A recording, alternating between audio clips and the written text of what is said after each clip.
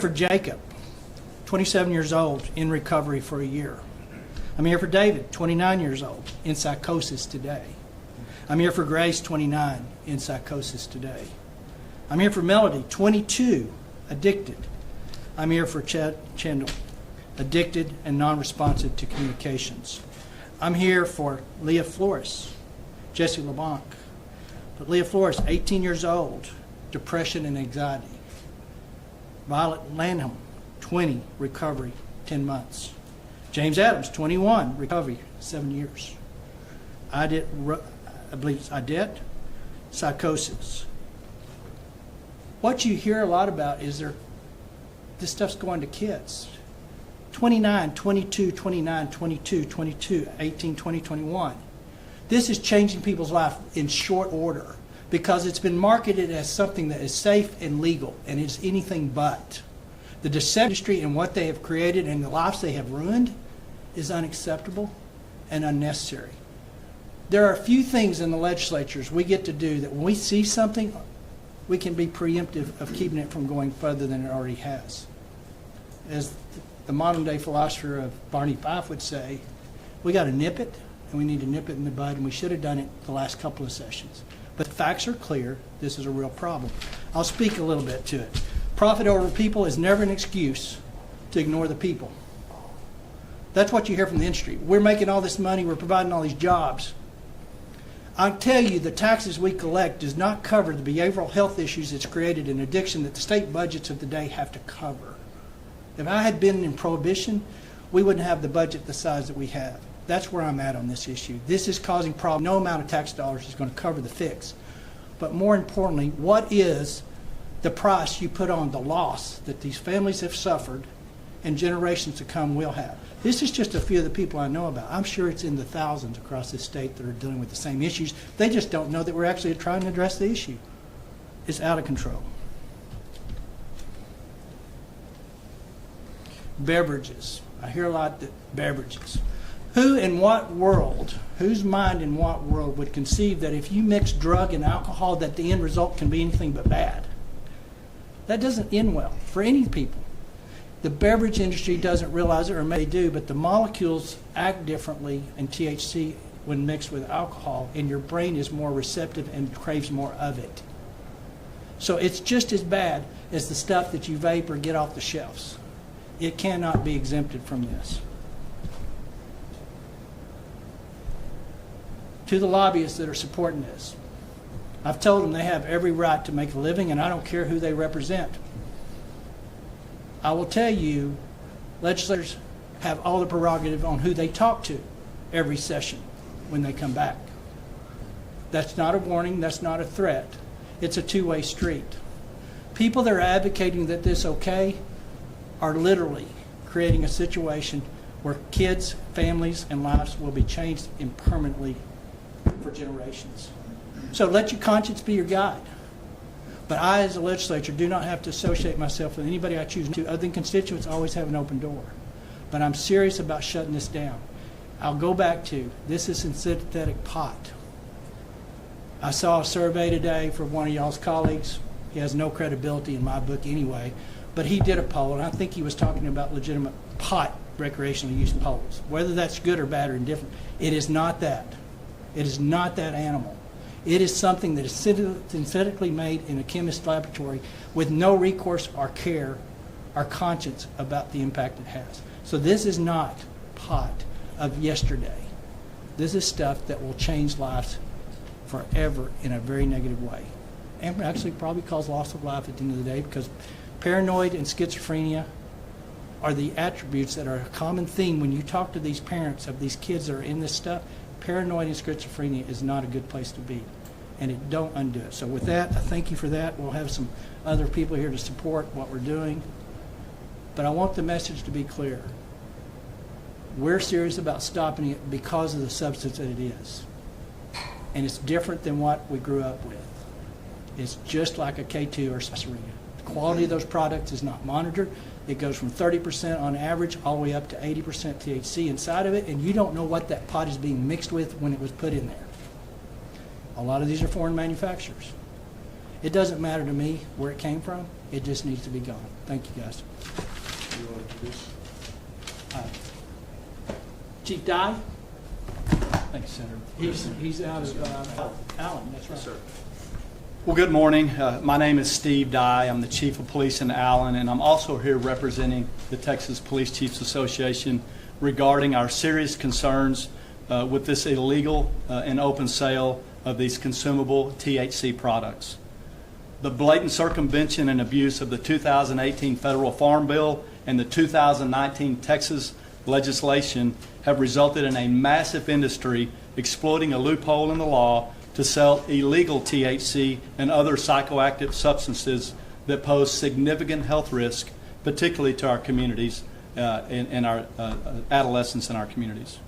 Consumable THC products currently imported from other states and sold in locations throughout Texas are more potent than ever before.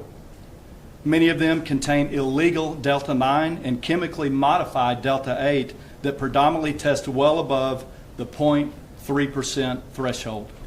In fact, undercover police investigations have found THC consumables that tested up to 78% THC concentration, which is many times more than the naturally grown marijuana of the past, which was less than 5% THC. Wholesalers and retailers often market these products as candy, chips, and cookies, covering labels to disguise and mislead on the contents. Consumers have no idea what they're consuming in these containers. And most people think that if you walk into a store and you're able to buy something from a retail establishment, it must be legal and it must be safe. With these THC consumables, neither is true. Intentional mislabeling on many products have led to accidental overdoses and increased addiction, with proven research showing that these products carry many long-term health risks, particularly to our young people. And more THC overdoses are occurring in our hospitals and county jails. We all remember, as has been mentioned, our K2 spice bath salts epidemic, in which we were able to quickly eradicate that because people were dying.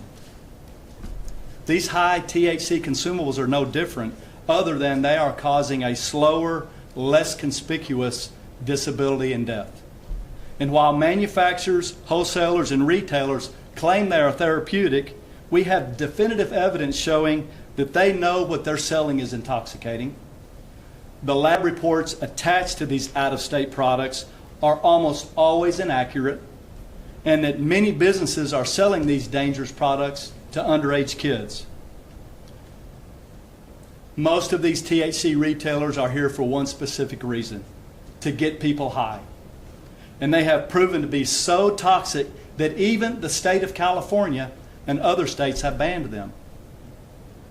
Texas already has a compassionate use program in place for those needing THC for medicinal purposes. So why should taxpayers bear the burden to help retailers sell for-profit products just to get people high and make law enforcement's job that much more difficult? Retailers, not law enforcement, should bear the cost of testing their products in accredited Texas laboratories before they put any product on their shelf to not include anything with THC. This THC consumable plague is in every community in Texas. As a matter of fact, the University of Houston recent survey showed that 55% of our communities are against these THC consumables, and I can tell you in North Texas, that percentage is much higher. Our position is not only that of the Texas Police Chiefs Association, but that of the Sheriff's Association of Texas, the Texas School Districts Association of Chiefs of Police, TMPA, and CLEAT. We are all united in banning these consumable THC products. Folks, Texas is better than this. So we greatly appreciate Lieutenant Governor Patrick and Senator Perry for Senate Bill 3. We are urging both the Senate and the House to pass legislation that bans consumable THC products from retail sales and enables law enforcement to effectively file, prosecute these criminal cases that are affecting the quality of life in all of our communities. Thank you very much. I'm going to introduce our District Attorney of Collin County, Greg Willis. And we'll take questions after everyone speaks.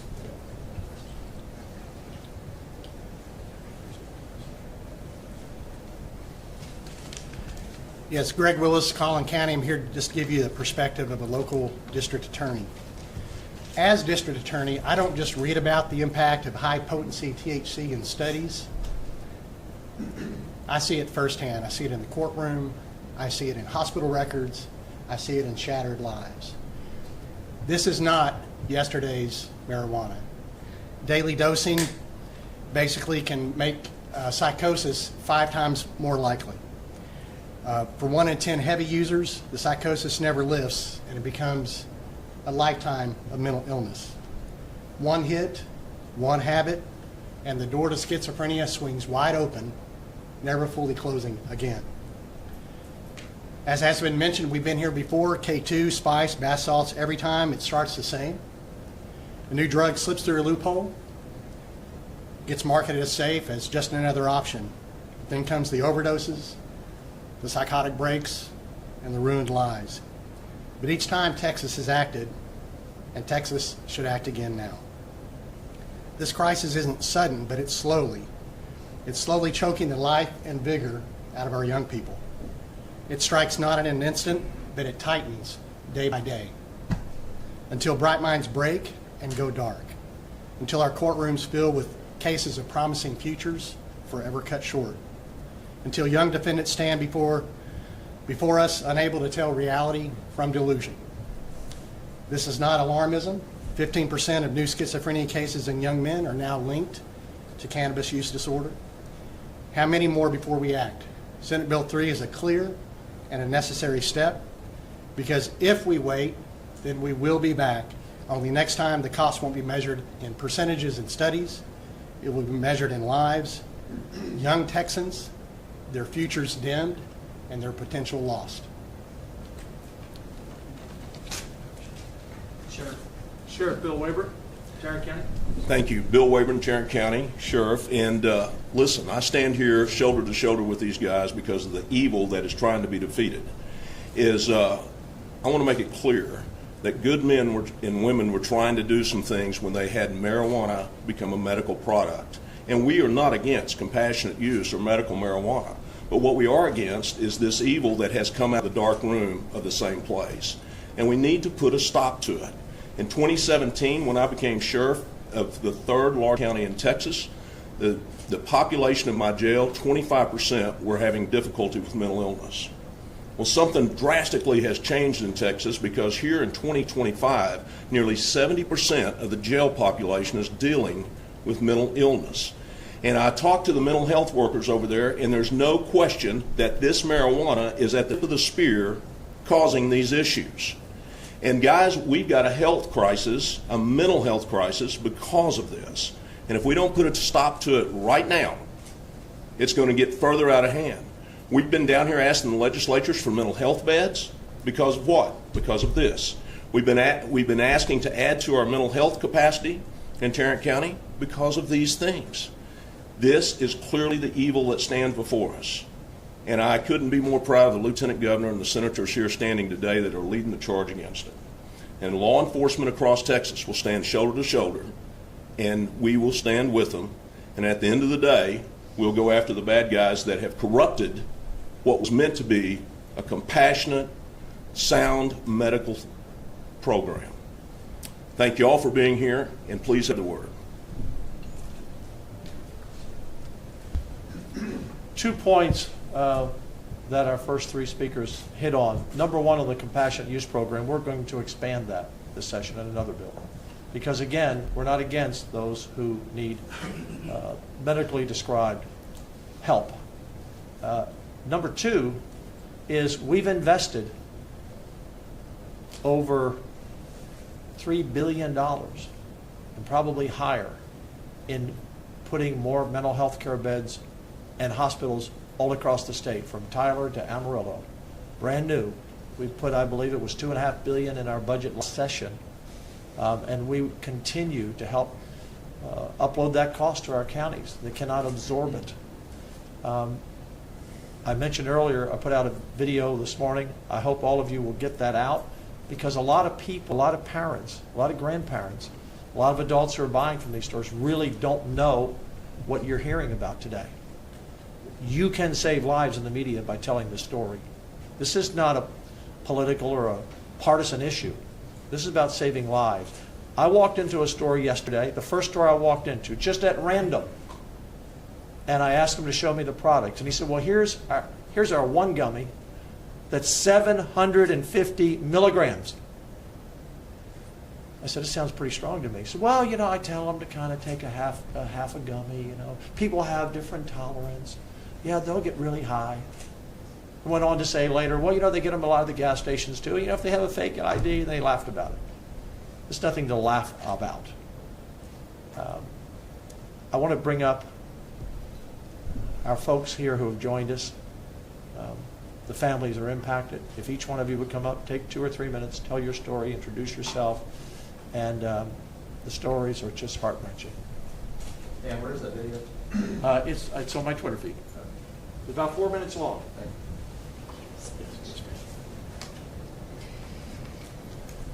My name is Aubrey Adams. I am Director of Citizens for a Safe and Healthy Texas, and Every Brain Matters.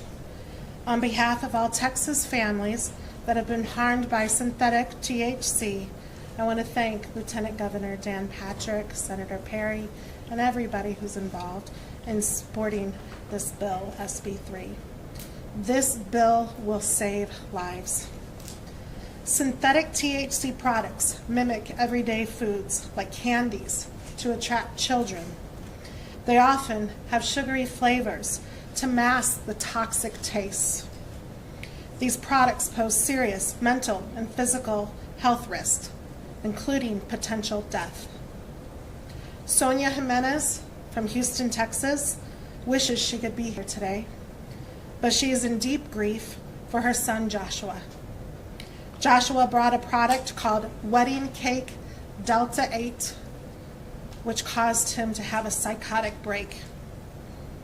The voices in his head told him to go to LA to save God's children. He was suffering. He didn't understand what was happening to his brain. And he stepped in front of a train in Pecos, Texas. He was 22 years old. Mary, from the Houston area also, is now a full-time caregiver for her adult son, who has become psychotic from synthetic THC vapes. He spends his day talking to imaginary people, not sleeping, and refusing treatment. Another family whose young adult son became addicted and experienced symptoms of psychosis from synthetic THC spent $230,000 to get their son treatment out of state due to Texas' inadequate resources. And my son in Houston experienced severe illness from Delta 8 and Delta 10, struggling to eat and drink. This condition is called cannabinoid hyperemesis syndrome and can cause dehydration, seizures, and organ failure. The science is clear. THC can cause psychosis and lead to schizophrenia. It can worsen symptoms of PTSD, increase suicide risk, intensify depression and anxiety, which are 2 serious health issues Texas children are facing today. Any potential jobs or tax benefits from this predatory industry is overshadowed by the damage their products cause. Even Colorado has banned these synthetic THC products. Texas must do the same. Thank you. I would like to introduce my friend and fellow advocate, Shandell Strickland from Katy, Texas.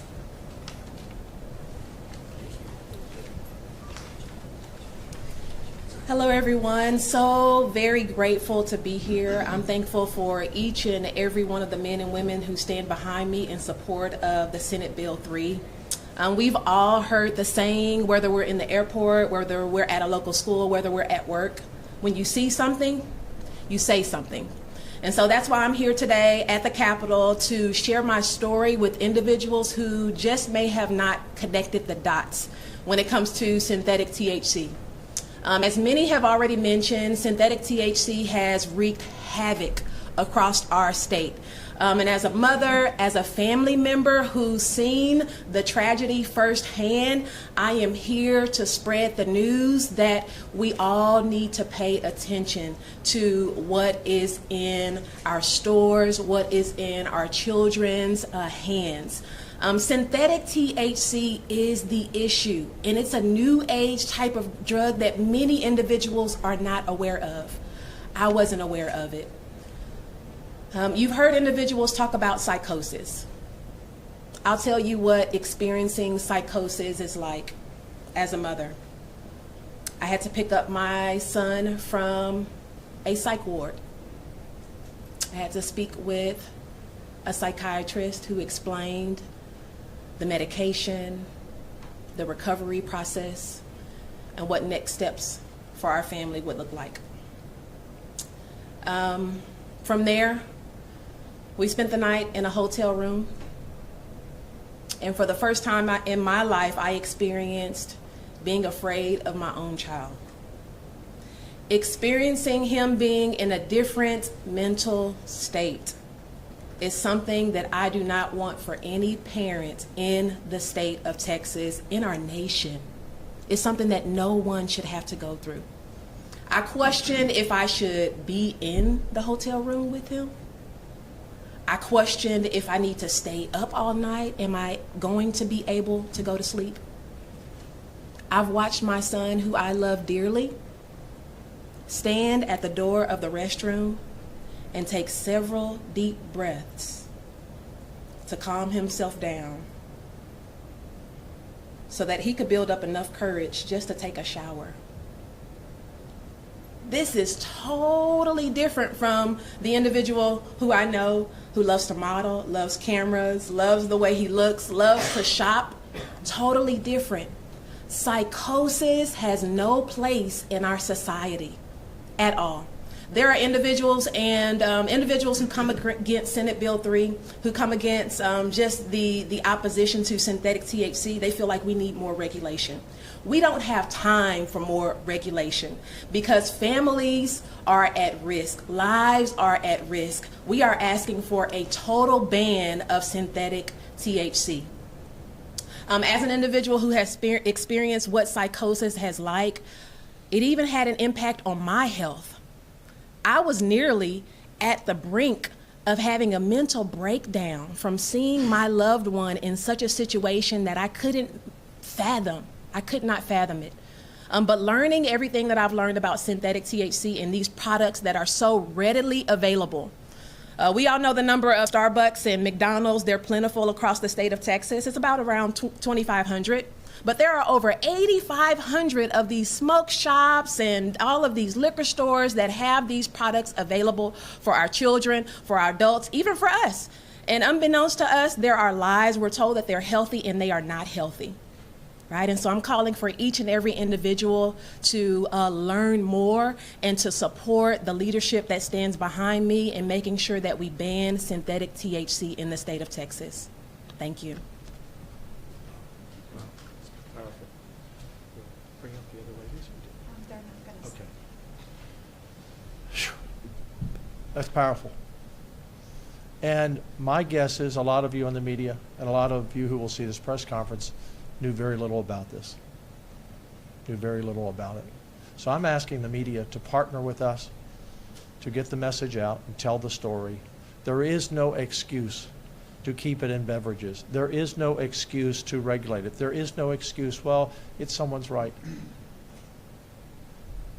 Message for these businesses, a few that I visited yesterday. It's just a matter of time that someone is going to bring lawsuits against your business on the civil side for their families who have been harmed. We're going to ban your stores. We're going to ban your stores before we leave here for good, whether it's in May or July or August, whenever session is over. We in the Senate, and I believe in the House, will stand together and pass this legislation. My recommendation is if you're watching, and I know a lot of people are watching from out there who are in this business, you might want to voluntarily close your doors because the investigations are going to continue, and I'm sure the lawsuits are about to come. You know what you're doing. You know what you're doing.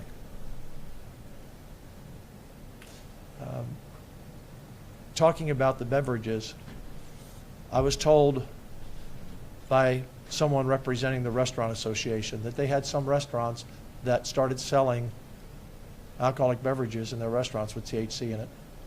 And after a short time, they stopped because some of their customers were losing control after 2 beverages. Doesn't happen for most people after 2 drinks or 2 beers. Now, this is everywhere. And for our parents out there, you need to sit down and talk with your kids about this, because once again, it's being sold to them as it's just a candy and it's okay. And again, all of these plus 20s whose lives have been destroyed. Would any senator like to make a comment before we open it up? Adam Hinojosa has joined us. Anyone else like to speak? Anyone from law enforcement? Anyone? Let's open for questions. Over here, Senator Patrick. Lieutenant Governor Hyde, members of California News. Yeah. How do you expect to significantly expand the teacup program with half a dozen dispensaries and off-site storage, but no significant expansion of qualifying medicals? Yep. I'd like to hear from Lieutenant Governor as well. Thank There'll you. there'll be an amendment on the floor for the teacup bill 1505 when it comes up that's going to require, not may, but shall open up those 3 additional licenses that we're going to. So that'll be 6 licenses.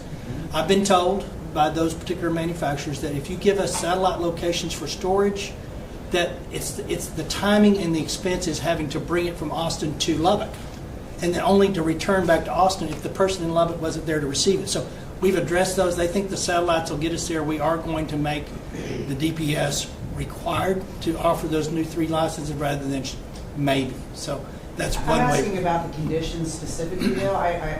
You can do all that stuff, but how are you? Will it still expand access if you're not expanding the medical conditions that qualify people for the program? So the medical conditions that currently exist are pretty broad. You know, epilepsy, Charlotte's Web, I think it was, or Charlotte Law up in Colorado was the first exposure to that compassionate use conversation. She's since passed, but it really did provide relief. So epilepsy, that whole list, it's pretty, I would say, general in most of those criterias. PTSD is in there, so obviously our veteran communities that are relying on that stuff is already eligible for the teacup program. And I think where those are typically the issues that if you hear someone going to the local head shop to buy their medication, or to the gas station, unfortunately, to buy their medication now, we don't dispense medication through gas stores, and convenience stores. That's the issues they raise, insomnia, those things like that are attributed to that list. So I think the list is comprehensive enough. So insomnia, general anxiety, depression. Yep. Those are all things that fit in one of those categories. If you have PTSD. Yes, correct. But nothing more general than that. No.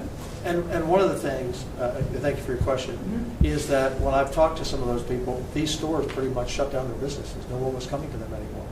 No one wanted to have a license. So we're going to expand that. Next question. Okay, I'm detecting a theme here with HHS, going maybe too far with this. Maybe.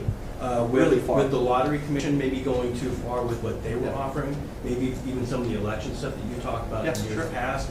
Is this a situation where the bureaucracy in Texas is taking too many liberties and you guys have to step in more frequently? Absolutely. It's great that we only come every other year. We function very well for being the 8th largest economy in the world. No one does the work that the Senate and the House does in 5 months, and sometimes we're here longer. But when we're gone for 12 or 18 months, in general, agencies kind of go their own way. And in the Lottery Commission, as you pointed out, until we went and did that video, the Lottery Commission said we can't regulate the couriers. And then they sent a letter to the AG, can we regulate them? And then 4 days later, they banned them all. And that is a deep investigation into the potential corruption and money laundering that could be international, national, or just maybe bad actors in the Lottery Commission. We'll see what those investigations bring out. Same thing in this. we as members are in our districts. You know, I cover the whole state, but they are talking to the folks from the House and Senate all the time, and you start hear things bubble up, and you find out, well, I mean, I was shocked. I was shocked that there were so many that opened up just in the last 24 months. I think it's been several thousand just in the last couple of months, and so we said, let's look into it. And what we found was a very ugly picture. And the idea that people are profiting off this at the expense of these lives is just unacceptable. Unacceptable. But how has HHS gone Yeah, too good, far? Charles. How did they do this? So to be clear, it's dishes. Yeah. And so dishes didn't do anything wrong. What happened is an industry exploited a loophole that was never intended to be part of a permitting process.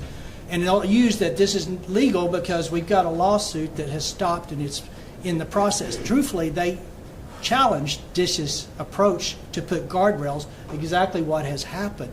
And because of the way they went about the process to put those rules in place for this issue that we now face that didn't get implemented, they're in the courthouse. They did not challenge, let me back up, the court has not addressed the actual merits of what that substance is and why it's bad. So when you hear the negative or the false that we are legal because we have a court that's said pause and take a look, it had nothing to do with the substance. So Dishes permitted, I think they did what they expected to do, but they permitted something totally different than what the industry did with it, to be clear. And another thing, a lot of these industry companies that have set up, and not the newest ones, but a lot of them were tobacco sellers before. So when they close their door on the hemp side, they still go back to the tobacco side. So not all of them are going to close. We've just removed something from their inventory that should have never been there to begin with. So this is not, I'm not going to throw the Dishes system under the bus. I think they did exactly what the law said they should do, and they thought they were within their purview of being able to put rules around to prevent things like this by definitions and things that they were not allowed to do, and that's what currently is in the court. I hope after this bill's passed that the court has a pretty clear picture of what the state of Texas is included to do. But Dishes, I'm not saying they couldn't have done a more diligent or better source. The enforcement actions that we've had a little bit of enforcement from it. We're going to step up enforcement. We've got money in the budget for enforcement. So, but it wasn't as much the bureaucracy. It was the industry's exploitation of the substances that were being permitted. So that's the clarity I want to leave you with on that front.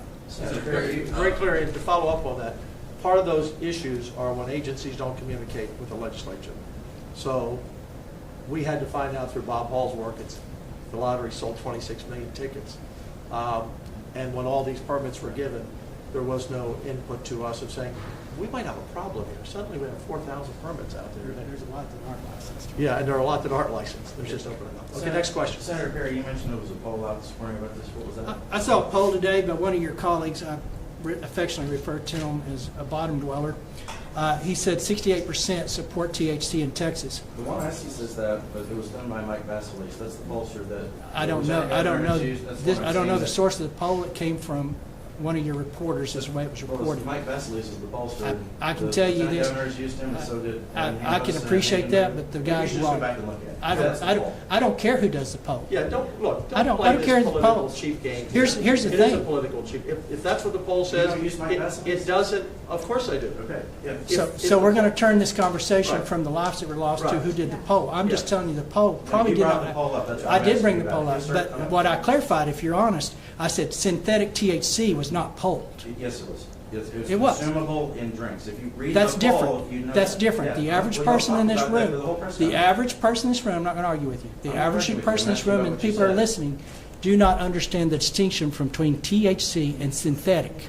Okay. And you can poll it, and anybody would say THC. There are majority of people out there that like the idea of THC, so I'll just leave it You with brought that. it up, that's why. I hear you. I That's- appreciate it. Yeah, me too. Senator Perry. Yes, sir. Who are you working with in the House on this? And House leadership? Ken King is carrying that. He's chairman of that jurisdiction and that committee. And for the most part, I think we're philosophically aligned for sure. His bill is a little different than Senate Bill 3, but we got time to bring that together. And I believe with confidence after conversation with him. And the Speaker, I will tell you, and he wouldn't mind that I said this, before he was Speaker, we were in a car in Lubbock, Texas with a fellow representative outside of Lubbock in the same car. We were driving by, we passed a head shop, and I said, those will be closed if we're successful next session. And the individual that was outside the district said, what do you mean? I said, we're going to shut them down because of all these things we've talked about today.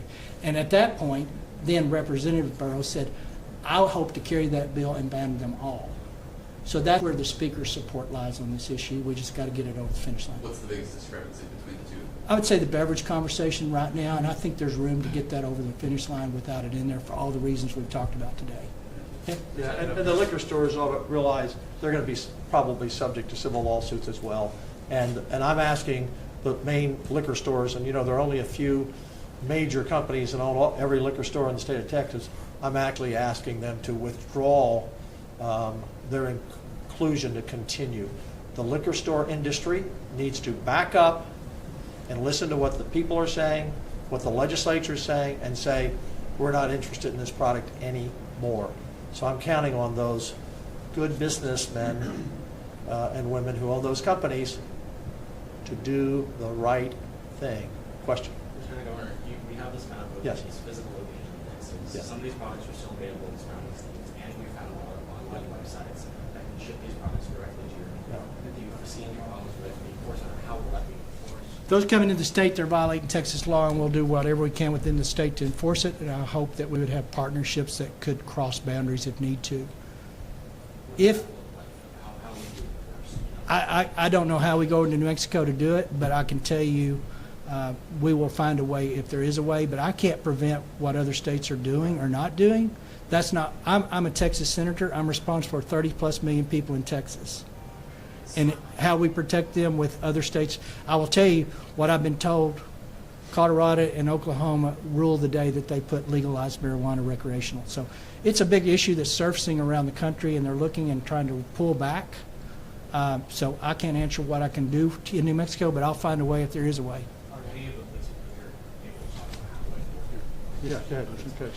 We're going to do interdiction just like we do today, and we do the same thing using the same tools. We're catching people coming from Colorado, we're catching people coming from Oklahoma, New Mexico, all those places. That's all happening right now.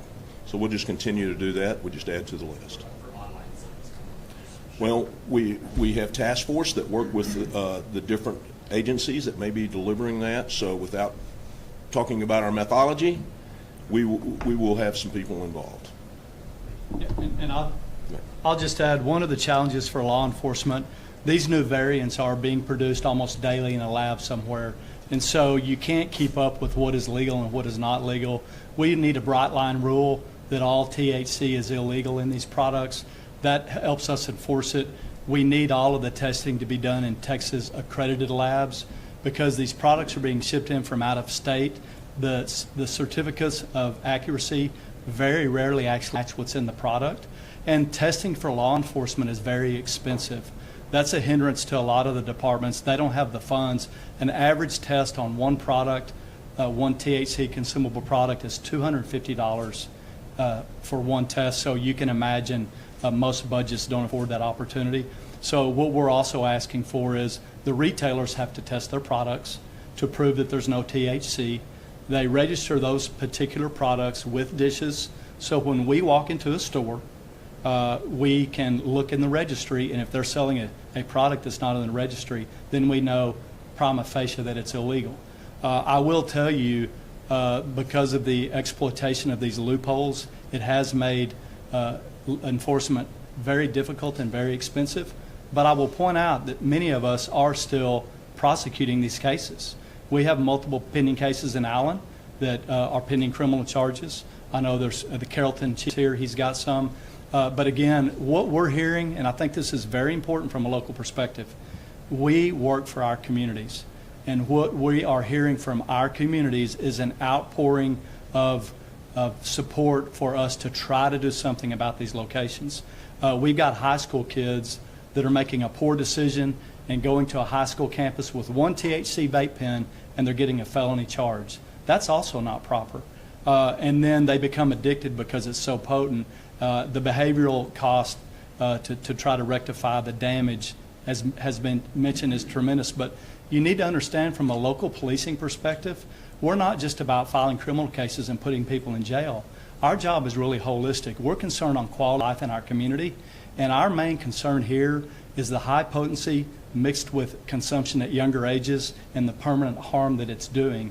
We're the ones out there every day at the Rotary Club and the Lions Club and the Kiwanis Club hearing from people going, please do something about this. It's killing my kid or it's killing my neighbor's kid. So I think the quality of life perspective needs to be pointed out. But with the legislation that's been proposed in Senate Bill 3 and then hopefully in House Bill 28, we believe that we will actually to be able to enforce the law as it was intended and really removing the loopholes that were unintentionally created.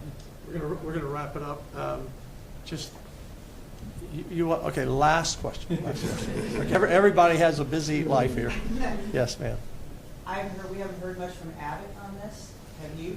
The governor and the speaker and I have talked about this several times. We just had breakfast this morning.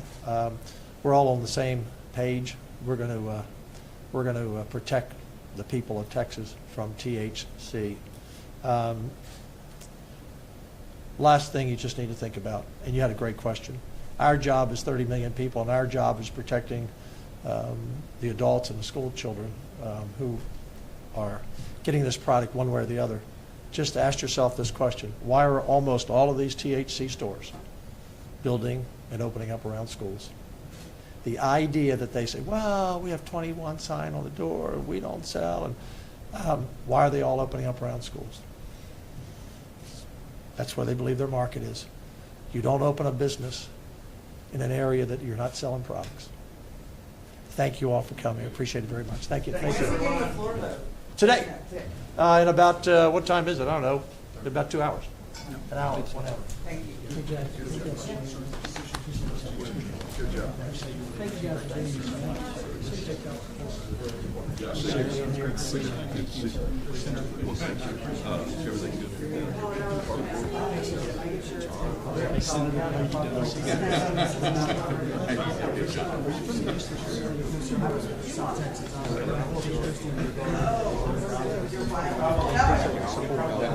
here.